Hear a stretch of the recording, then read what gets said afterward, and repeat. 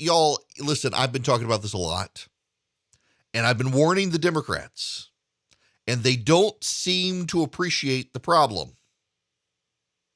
This is from Mark Caputo in Politico. As Democrats seek to reach out to Latino voters in a more gender-neutral way, they've increasingly begun using the word Latinx, a term that first began to get traction among academics and activists on the left. But that very effort could be counterproductive in courting those of Latin American descent, according to a new nationwide poll of Hispanic voters. Only 2% of those polled refer to themselves as Latinx. 68% call themselves Hispanic. 21% favored Latino or Latina to describe their ethnic background, according to the survey from a Democratic firm specializing in Latino outreach, Ben Dixon and Amandi International. More problematic for Democrats, 40% said Latinx bothers or offends them to some degree, and 30% said they would be less likely to support a politician or organization that uses the term. At a time when Republicans appear to be making inroads among Latino voters, the survey results raise questions about how effectively the Democratic Party is communicating with them. Quote, the numbers suggest that using Latinx is a violation of the political Hippocratic Oath, which is to first do no electoral harm, says Amandi, whose firm advised Barack Obama's successful Hispanic outreach during 2 presidential campaigns. Why are we using a word that is preferred by only 2% but offends as many as 40% of those voters? Here's something people don't seem to understand. While the English language does not do this, most languages in Europe have male and female word choices. So, for example, you have el or un in Spanish for masculine words, and la or una for feminine words. In French, I grew up speaking French, you have le for male and la for female, and L apostrophe if they begin with a vowel. And you got to know the difference between them because it's proper grammar. And in no case, particularly in Spanish, does a word end in X. It's pronounced X. Latin X. It doesn't work. Words in Spanish do not end in X. So a bunch of white academics have come up with a word that cannot actually be pronounced in Spanish to describe Spanish speakers, most of whom actually prefer Hispanic.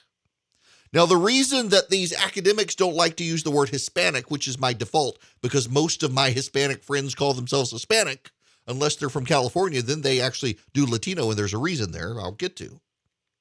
It's because of colonialism. You see, if you say Hispanic, it reminds people of the Spanish conquests and allegedly has ties to the island of Hispaniola. So we go with Latin America, which should also remind people with Latino of the Hispanic conquest or the Roman conquest of Central and South America. I guess the Roman soldiers, that missing legion actually made it to South America. The whole thing is absurd. Call people what they want to be called. That used to be a rule in politics. It would get you in trouble sometimes because you called somebody something that they did that your base didn't like for you to call the other side, but that's what they called themselves. Otherwise, people had no idea what you were talking about. To call a Latino or a Hispanic voter a Latinx voter may make you feel good in your academic coffee break, but it doesn't actually do good with voters, and it's starting demonstrably to have an impact on votes. See, here's the reality. The Hispanic vote in the United States is still up for grabs. It still is.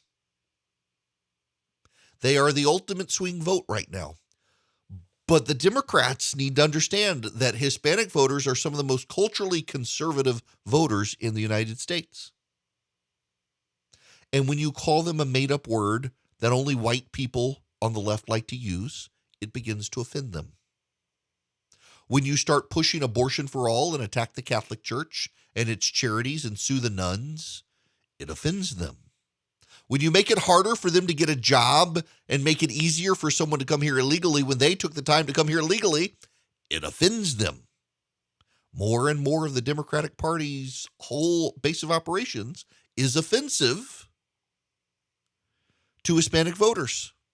And they don't even get it. They don't even understand it. They don't even relate to it. They're out to lunch on this. Which again raises the issue. Why are Republicans fighting each other over last year's election when it is so ripe for opportunity to pick off key portions of the Democratic base?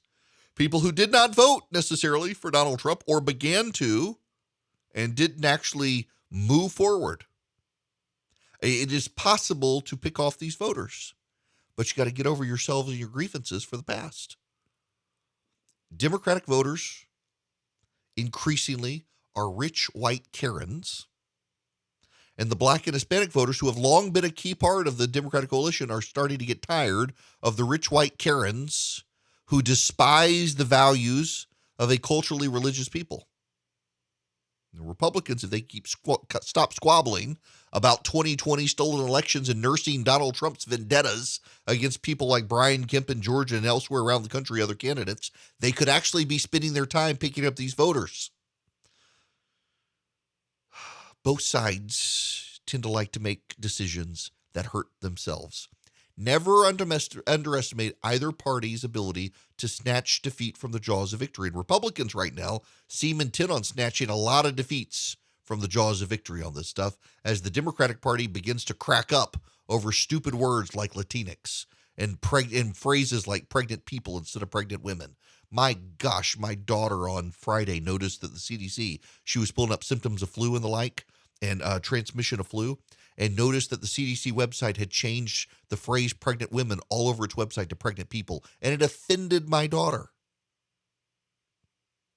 Good luck advancing that agenda, Democrats. But hey, it's like the Democrats are starting to openly say today after the David Perdue announcement in Georgia, they're actually hoping one of the things that saves them in 2022 is the Republicans slaughtering each other in the primaries so that they're too divided and mad at each other to even try to win in November. It's a very real concern that you should have too.